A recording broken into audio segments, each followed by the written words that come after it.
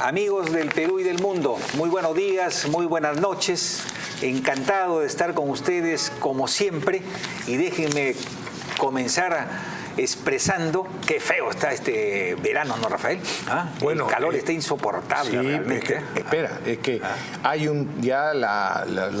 los instituciones especializadas en el niño dicen que hay un 30% de que empiece un niño pronto. O sea, que digamos que durante este año tendríamos niños y cuyas consecuencias se podrían ver a fines de año, que es lo normal, ¿no? Por eso es que hay tanto calor. Estamos cada día hay entre 28 y 29 grados, o sea, casi 30, que es lo que llega cuando hay niños.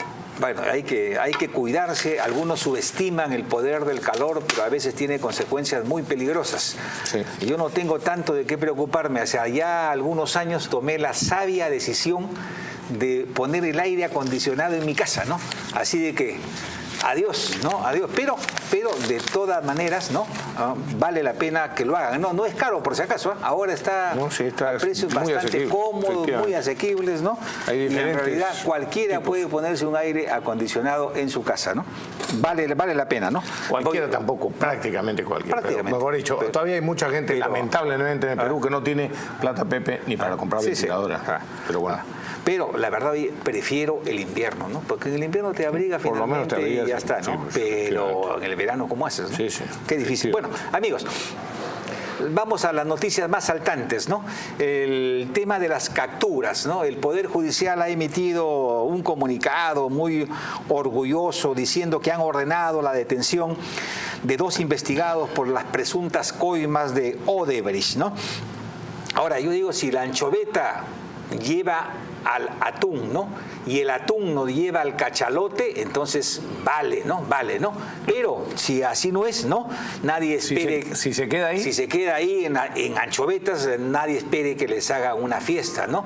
Recordemos, además, amigos, de que aquí en el Perú no se ha descubierto absolutamente nada.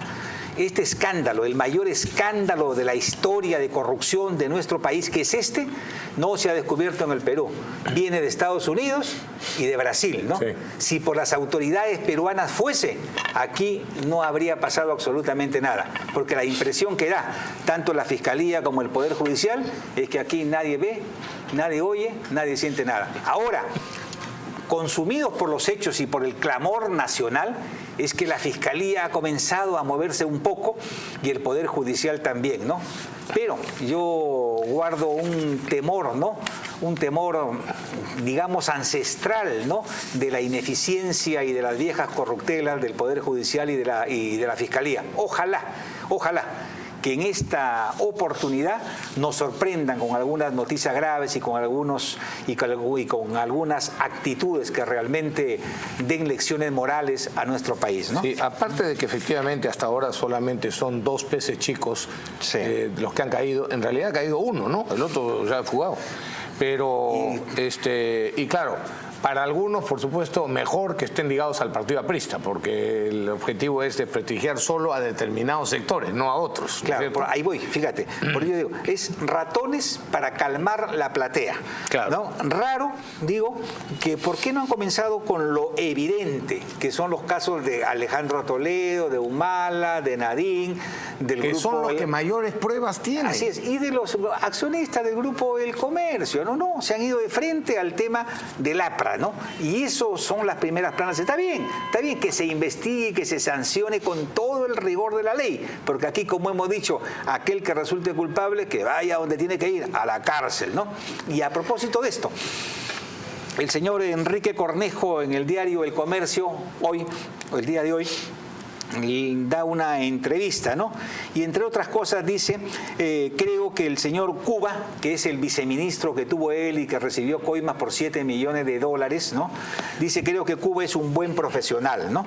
Desde un punto de vista profesional, el señor Cuba no tiene ningún elemento que lo desacredite, ¿no? Al contrario, creo que es un buen profesional, ¿no? Pues lo sigo creyendo, pero lamentablemente estas noticias son incontrastables con lo que ha presentado la Fiscalía. La recomendación que le hacemos a Enrique Cornejo es que en estos temas tiene que ser contundente. Y no se puede decir que es un buen profesional si es un sinvergüenza. Si es un sinvergüenza. Y es un sinvergüenza. Y les aseguro una cosa, claro, y pues, todo el mundo sabe, los 7 millones no eran para él. No, claro que no. Una partecita claro que no. será para ese compadre. A ese pobre hombre le deben haber dado 100.000. No sé cuánto, pues, lo que sea, pero efectivamente los millones no eran para él. Un testaferro. Por eso digo, si la anchoveta lleva al atún y el atún al cachalote, perfecto, ¿no? Vamos bien, ¿no? Pero si nos quedamos entre anchovetas, no, que sería la historia de siempre, entonces estamos fregados. Pero volviendo al comentario sobre Alejandro Toledo, el juez Abel Concha. ¿Qué tal apellido? Oye, ¿por qué? Así se apellida. Hace 3 años que tiene en sus manos el caso de Alejandro Toledo. Hace 3 años. 3 años. El caso de Coteva, que ahora ya está recontraconfirmado con el tema de Camargo Correa, que le pagó, que ya está declarado el tema, ya se conoce, ¿no? Que le pagó a Maiman. Y todo va a coincidir, como un rompecabezas, las cifras van cuadrando, ¿no es cierto? Pero Toledo sigue diciendo que era su suegra, a la que Maiman había contratado y le había entregado dinero suyo. Increíble, ¿no? El de Maiman, para que la señora, la vieja, la mamá de Elian, con no sé cuántos años, con 92 le viera sus inversiones en el Perú. Hay que ser demasiado conchudos, ¿no? Para que la gente crea el tema. Pero bueno, el juez Abel Concha, hace 3 años que tiene el caso, y por supuesto el 14 de enero último, en el vuelo Copa 492, el vuelo Copa es el que más le gusta a Toledo, dicho sea de paso. Sí. La línea aérea que más le gusta. Por la Copa. Se fue Toledo y ahora los informes que le han dado al Diario Expreso, que cada vez está mejor, Pepe. El Diario Expreso es hoy por hoy uno de los mejores diarios del Perú, la verdad. Está dentro. Y por si acaso no tenemos ningún convenio de publicidad con Expreso, ni nada por el estilo, por si acaso. Para los que están acostumbrados a pensar que todos actúan como ellos, nosotros no tenemos nada que ver comercialmente con Expreso. Excelente diario, realmente. Pero realmente está haciéndolo muy bien. Bueno, el señor Toledo, la información que le han dado al Diario Expreso es que el señor Toledo no piensa volver al Perú, sino que se va a ir con destino a Israel, donde va a reclamar derecho a la nacionalidad por la nacionalidad de su señora esposa. Veremos. No me extrañaría que Toledo en Israel sea rabino en alguna sinagoga, ¿no? Bueno, pero más grave, la directora de Stanford, porque Toledo cuando se fue dijo, yo resido en Estados Unidos y tengo que cumplir con mi trabajo. Con mis clases en la Universidad de Stanford. Yo tengo clases en la Universidad de Stanford. Muy bien. Como dice la directora de Stanford ha declarado con precisión, ¿no? Es decir, dice, hago una declaración oficial. El señor Toledo no dicta clases en esta universidad, ¿no? Punto, ¿no? Sí, se acabó. La mentira de Alejandro Toledo es escandalosa, ¿no? Sin embargo, aquí no pasa nada. Por eso la pregunta que yo me he hecho y ahora la repito es, ¿quién protege a Alejandro Toledo? La impresión que Alejandro Toledo da es que, recordemos, PPK ha sido ministro de Economía con Alejandro Toledo y luego premier, ¿no? Y en ese momento ambos trabajaron varios decretos supremos y leyes que favorecieron casi de un día para otro a esta empresa, ¿no? Dice la impresión que hubiese habido alguna actividad de lobby con los brasileños. Muy bien. Algunos piensan que Toledo podría decirle, mira, compadre, si yo caigo, caes tú, ¿no? Así que ayúdame, defiéndeme, porque yo solo no me voy, Entonces... No tenemos pruebas de eso. No hay pruebas de eso, es una suposición con todo el respeto que nos merece el señor presidente, ¿no? Pero es una suposición legítima, ¿no? Porque no puede ser que pasen los años, se acumulen las pruebas, ¿no? Y aquí en el Perú no pasa nada. Bueno, siguen viajando como si nada. Para ser de abogado del diablo, se podría decir, digamos, refutar eso diciendo, bueno, pero es que las capturas o lo que suceda en la Fiscalía y en el Poder Judicial no dependen del Poder Ejecutivo, o sea, no dependen del Presidente de la República, digamos, ¿no? Sí, claro, no dependen del Presidente de la República, pero el punche, la fuerza, el vigor y la indignación que le pone el Presidente de la República es fundamental para que las instituciones del Estado se movilicen, ¿no? Es decir, el liderazgo. ¿No? Lo que hablábamos antes de iniciar el programa, ¿no? Bueno, y otro detalle respecto del tema de Odebrecht, Pepe. Fernando Tuesta Soldevilla, el conocido nuestro, ¿no? Etcétera. El que siempre se equivoca también, como la República. Sí, bastantes veces se equivoca. Por lo general. Ha dicho algo que es verdad. Ha dicho, ojo, no hay que tener mucho cuidado con el caso de Odebrecht, porque no se puede poner a todos, ni empresas, ni instituciones, ni abogados, ni funcionarios, etcétera, en el mismo saco, porque se pueden dañar honras. Eso sería una grave injusticia. Yo estoy de acuerdo con eso, pero me gustaría preguntar una cosa a Fernando Tuesta y a todos los caviares del Perú y del mundo. ¿Por qué no dijeron lo mismo con los funcionarios de Fujimori? ¿Por qué a personas como a mí o como a muchos otros, yo, como a mí, que ni siquiera fui funcionario de Fujimori, dicho sea de paso, fui congresista, que apoyó las cosas positivas que hizo el gobierno de Fujimori, pero ¿cuántos funcionarios efectivamente públicos a los que se les metió en el mismo saco? Todos los caviares decían que era el gobierno más corrupto de la historia del Perú, y todos los que habían trabajado con Fujimori, aún honestamente, que los hubo, y muchos, también eran culpables. Esa es la doble moral de algunos, ¿no? Yo estoy de acuerdo, que no hay que meter a todos en el mismo saco, pero hay que practicar esa misma tabla de medición con todo el mundo. Ahora, sin duda que hay estudios jurídicos que han sido convocados por esta empresa y que están dirigidos por hombres muy correctos, ¿no? Hablo del caso de Natalia Primo, de Raúl Ferrero, de Enrique Gersi, ¿no? Que sin duda, si han sido consultados, han tenido una... Ayer Rey, ¿dónde está mi primo, hermano? Orientación positiva, ¿no? Es decir, no todos son iguales, evidentemente, ¿no? Pero nadie está hablando de los estudios jurídicos, ¿no? Salvo de un par por ahí que pueden haber sido consultores políticos también, ¿no? Sí. Entonces ya esa es otra historia. Pero este es un momento en que todos los que son involucrados proclaman su inocencia. No sabía, me han sorprendido, qué mala pata, ¿no? Pero no es así, pues. Miren ustedes, el señor Barata, ¿no? Fue citado al Congreso de la República. Llegó, ¿no? Y él enfatizó que los problemas que en ese momento pasaba Petrobras eran un problema de Brasil, y punto. Afirmó sin titubear que es política de Odebrecht no participar en ningún proceso de sobornos o coimas para funcionarios públicos o para funcionarios privados o para cualquier tipo de funcionario. Agregó que está tajantemente prohibido y es altamente sancionable el caso en que se encuentre cualquier tipo de estos actos de la empresa. Qué cinismo. Además, cada persona que entra a esta empresa tiene que firmar un documento donde se compromete claramente a no incurrir en estas prácticas de deshonestidad, ¿no? Fíjate lo que dijo. Y unos meses después tuvieron que reconocer que todos sus actos por lo general estaban basados en la corrupción, en la coima, ¿no?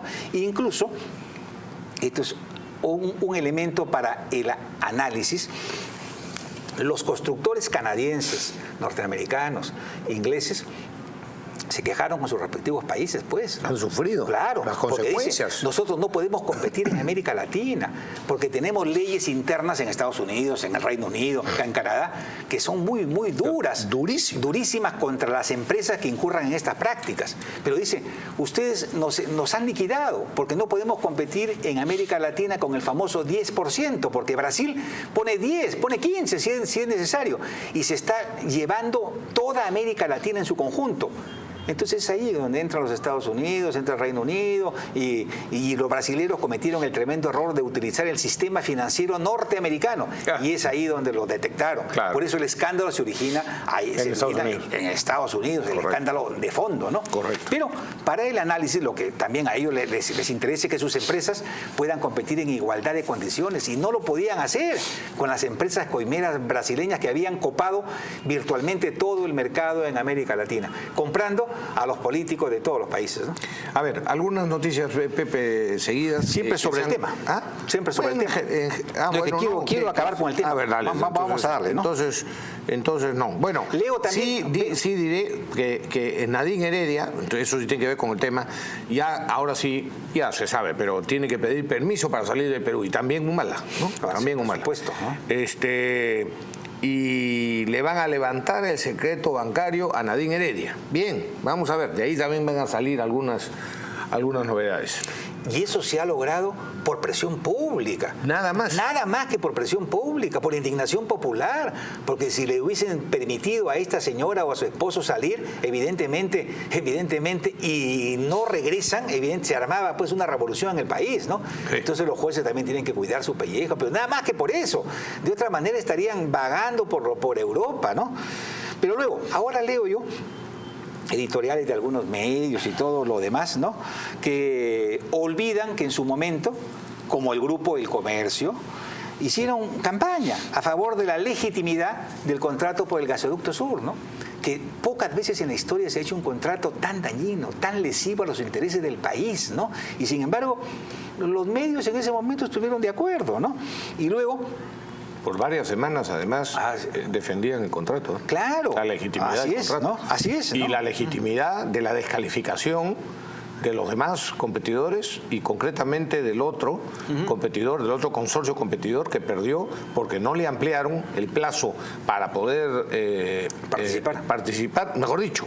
Se retiraron. Porque los socios de ese otro consorcio se retiraron el día anterior a que abrieran los sobres de la oferta. O sea, bueno. Miren ustedes, y estas declaraciones, estas editoriales, estas opiniones de los famosos opinólogos, ¿no?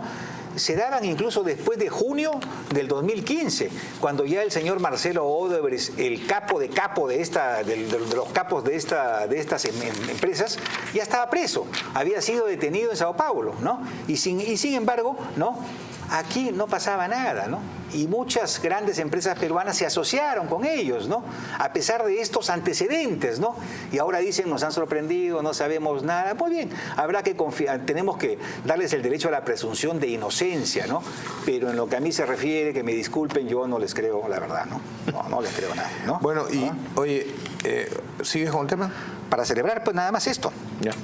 El Juan Mendoza dice, es una excelente noticia que el gasoducto sur, ¿no? Regrese. El proyecto se devuelva al Estado. El proyecto se debe volver a licitar, pero sin contratos entreguistas ni lesivos al interés nacional, ¿no?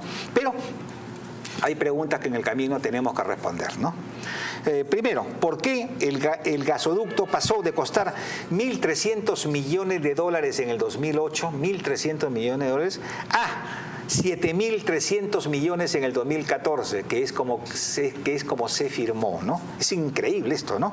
Luego, ¿por qué no hubo un arresto preventivo para el señor Barata en el Perú? El señor Barata estuvo aquí hasta diciembre, en pleno escándalo, ¿no? Pero no había orden de captura, ni impedimento de salida del país. Si en ese momento se le hubiese capturado al señor Barata, en estos momentos, Rafael, sí, nuestro poder de negociación con Brasil hubiese sido inmenso. Sí, claro. Hubiese sido inmenso. Y el interés de Brasil por llevarse a Barata al Perú los hubiese obligado a entablar negociaciones directas con nuestro país. Sin embargo, lo dejaron partir como si nada hubiese pasado. Y hay una alerta en estos momentos de varias instituciones en el sentido que no hay salida de impedimento para ninguno de los famosos 130 investigados en este tema, ¿no? Así que en estos momentos podrían estarse yendo del país sin ningún problema y aquí no pasa nada, ¿no? Y la otra pregunta que es natural es ¿por qué PPK no liquidó el gasoducto al amparo de la cláusula anticorrupción, ¿no? Y por último, es una vergüenza que tantos economistas, abogados, periodistas y opinólogos hayan bailado la danza de Odebrecht, ¿no? Sin ningún escrúpulo, ¿no? Y eso hay que decirlo y hay que recordarlo, porque esta historia de horror, de coimas y de corrupción no puede volverse a repetir en nuestro país, ¿no? Sí, por supuesto. ¿No? Oye, y bueno, de paso, el Diario del Comercio, aquí tengo un editorial que lo leí ayer, sábado 21 de enero, que lo leí con calma y me hice una reflexión que será transmitida a nuestros amigos del comercio, especialmente a quien haya escrito este editorial. El comercio en este editorial, que se llama La delgada piel democrática, critica o recuerda primero que en esta página hemos fustigado, dice Pepe, con frecuencia las justificaciones del golpe del 5 de abril que hacen los fujimoristas. Y también, dice, hemos fustigado, hemos criticado el doble rasero que tienen los de la izquierda roja, el Frente Amplio, ¿no? Porque son muy condescendientes con las tiranías del muy críticos con las tiranías del continente cuando son de derecha, por decir en Argentina o en Pinochet, ¿no? Pero con Castro, súper considerados, ¿no? Con los Chávez, con los Maduro y por supuesto con Fidel Castro, incluso que a la muerte de Castro hicieron todo un homenaje los del Frente Amplio, ¿no? Y después ya critica a Justiniano Apaza, que a raíz de la noticia de que habían condenado a cadena perpetua, esa es otra noticia de esta semana que es increíble, ¿no? A cadena perpetua al general Morales Bermúdez, una barbaridad de los jueces, de este juez en Italia. Entonces el periódico, el Comercio, critica a Justiniano Apaza porque justificaba la condena a Morales Bermúdez y como justificación dijo, es que me deportó a mí. Y además hay que considerar que ese señor fue un dictador que traicionó al presidente Velasco Alvarado. Como si Velasco Alvarado no hubiese sido tan dictador como Morales, peor que Morales Bermúdez, porque ese sí que fue tirano. Morales Bermúdez fue dictador, pero no tirano, por lo menos. En fin. Pero yo lo que quiero es a esa reflexión y a ese golpe que él le da a distintos grupos políticos, yo se lo quiero devolver a nuestros amigos del diario El Comercio, porque que yo recuerde, también el diario El Comercio celebró el golpe de Velasco Alvarado, y también celebró la toma de la Brey Bariñas, y también celebró cuando Velasco estableció la comunidad industrial, y también celebró la reforma agraria, y también celebró una serie de estatizaciones de Velasco. Igual les quitaron el diario. Cuando protestaron, cuando les quitaron el diario, ahí sí que protestaron porque era una acción antidemocrática. Oigan, amigos del comercio, todos somos peruanos y muchos, los mayores, recordamos la historia del Perú. Entonces, así como ustedes tienen derecho, o el periódico tiene derecho a lavar sus errores anteriores y mirar el futuro, y tiene derecho, incluso autoridad moral, para criticar lo que se hace mal hoy, así como no hay derecho de descalificarlos a ustedes moralmente, ustedes, el comercio, tampoco tienen derecho a descalificar a determinados grupos políticos solo por llamarse el comercio o solo por ser un medio de comunicación. Porque si vamos a hablar de errores, también ustedes cometieron gravísimos errores en la historia del Perú. Sí, pues, y el jurista Francisco Chirino Soto, ¿no?, dice que el Perú está asistiendo atónito e indignado al espectáculo que brinda el Ministerio Público frente a la más grotesca y criminal ola de corrupción que haya existido en nuestro país. Sin embargo, hasta el momento, el Ministerio Público viene permaneciendo en una cómplice actitud de pasividad e inacción. El Código Civil, en su artículo 220, le atribuye precisamente al Ministerio Público la obligación de perseguir la nulidad de contratos que se hayan construido sobre la base de la corrupción. Y en ese sentido, nuestras autoridades han brillado por su ausencia y recién están reaccionando, pero a paso de tortuga, ¿no? Y Raúl Díaz-Canseco, el presidente de la Universidad San Ignacio de Loyola y ex vicepresidente con Alejandro Toledo, dice que Duberlí Rodríguez tiene una gran responsabilidad y le pregunta cómo quiere pasar a la historia, como alguien que claudicó, como alguien que se asustó o como alguien que se convirtió en un soldado de la democracia, de la libertad y que no le tembló la mano para hacer justicia, ¿no? Yo saludo el optimismo de Raúl Díaz-Canseco, ¿no? Pero si algo nos enseñan las páginas pasadas de nuestra historia, es que el Poder Judicial pocas veces o casi nunca ha estado a la altura de su responsabilidad. Pero elevamos nuestros votos para que en esta ocasión efectivamente Y antes de irnos puedan hacerlo, ¿no? Sí, y antes de irnos al corte, yo quiero hacer dos comentarios pequeños respecto de la asunción al mando de Trump, ¿no? De Donald Trump.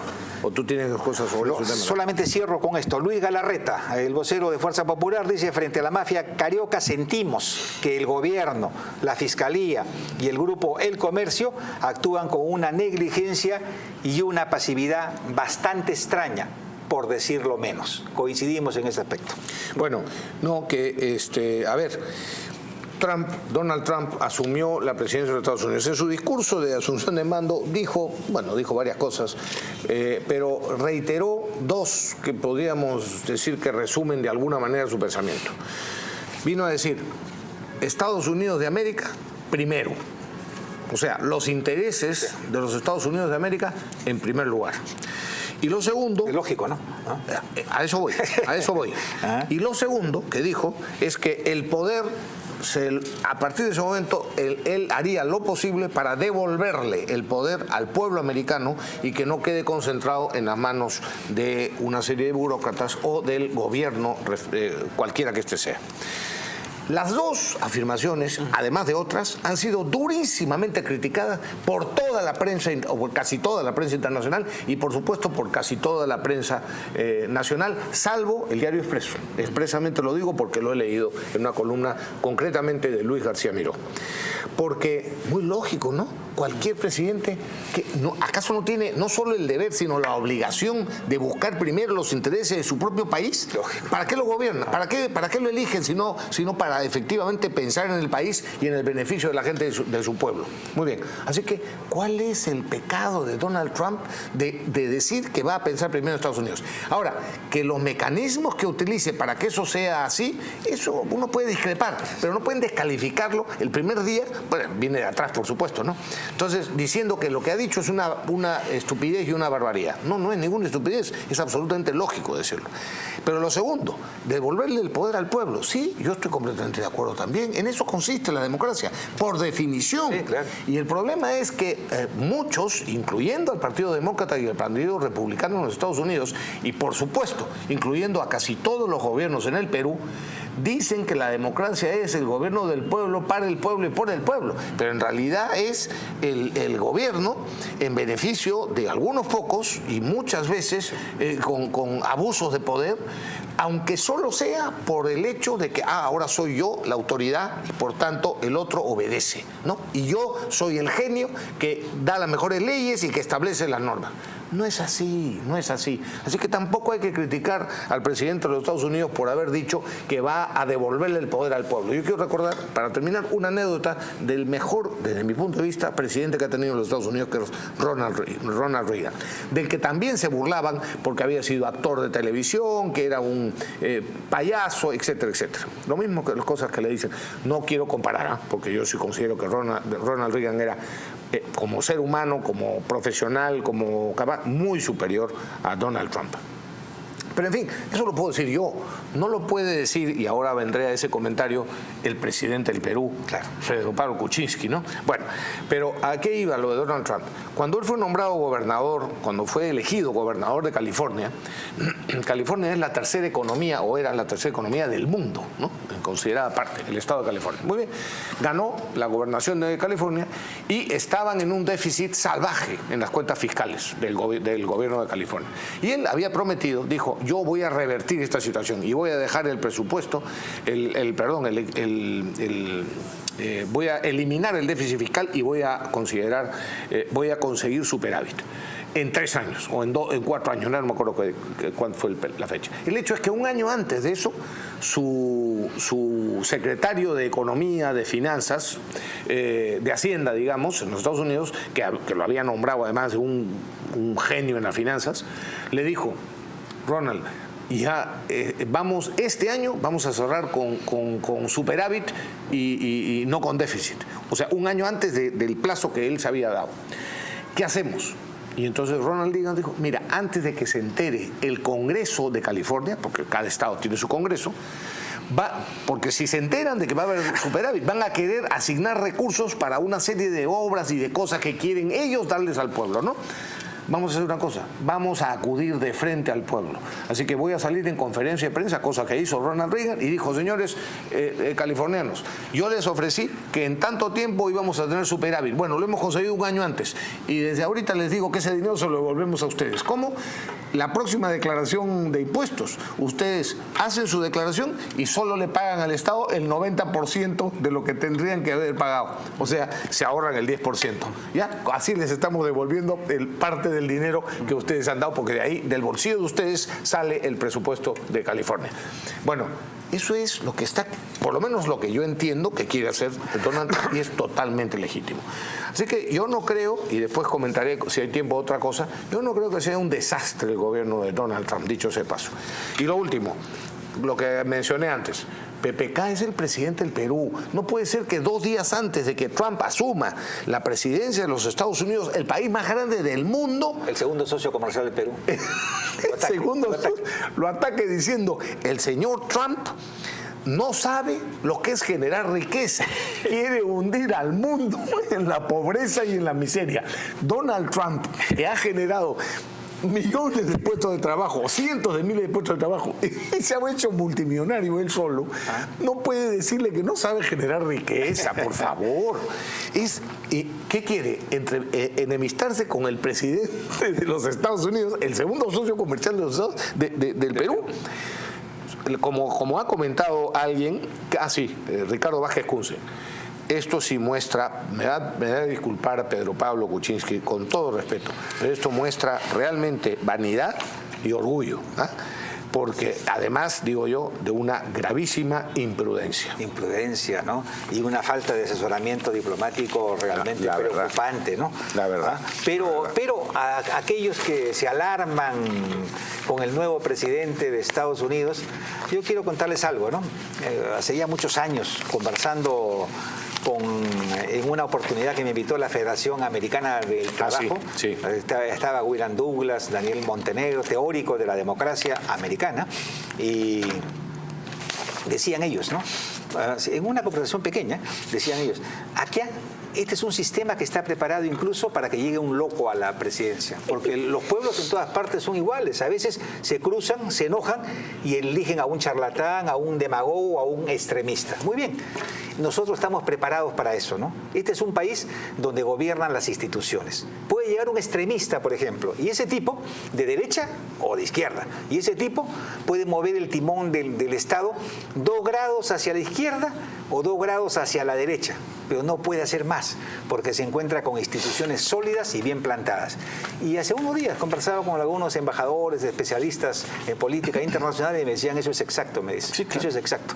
Ahora el señor va a descubrir que una cosa son los deseos, que una cosa es la buena voluntad, que una cosa es lo que yo quiero y otra cosa es lo que se puede hacer. En Estados Unidos no es América Latina, por si acaso. Así es. Ahí sí funcionan, ¿no? Que la ley es para todos, Sí. Y el presidente es el primero que tiene que cumplir la ley, Bueno, pero acaso, Ricardo Vázquez Kunze, para terminar, Pepe, porque se me quedó esto en el tintero, dijo en un artículo, entre otras cosas, lo siguiente, a raíz de esos comentarios de PPK: ¿quiere quedar bien el presidente Kuczynski con Meryl Streep y Robert De Niro?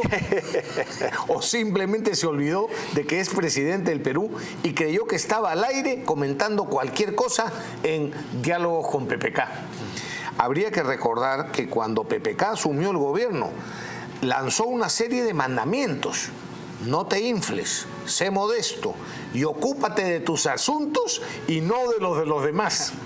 Figuraba, esas 3 figuraban entre esos consejos. Sería bueno que nuestro presidente también los recordara antes de empezar a sermonear sobre el capitalismo y la creación de riqueza al capitalista multimillonario por antonomasia, que es el nuevo presidente de los Estados Unidos. Y quizás pues realmente, con esto, por favor, amigos de PPK, ministros del presidente, tiene que haber una forma confianza. Tiene que haber una forma de controlarlo. No, más que controlarlo, háganle ver, por favor, háganselo ver. Con la mejor intención lo decimos. Porque si no lo hacen, se producen declaraciones como esta, la de Fernando, nada menos que de Fernando de Cislo, su amigo, su pata, ¿no? Dice, cuando ganó PPK, todos estábamos eufóricos y orgullosos, ¿no?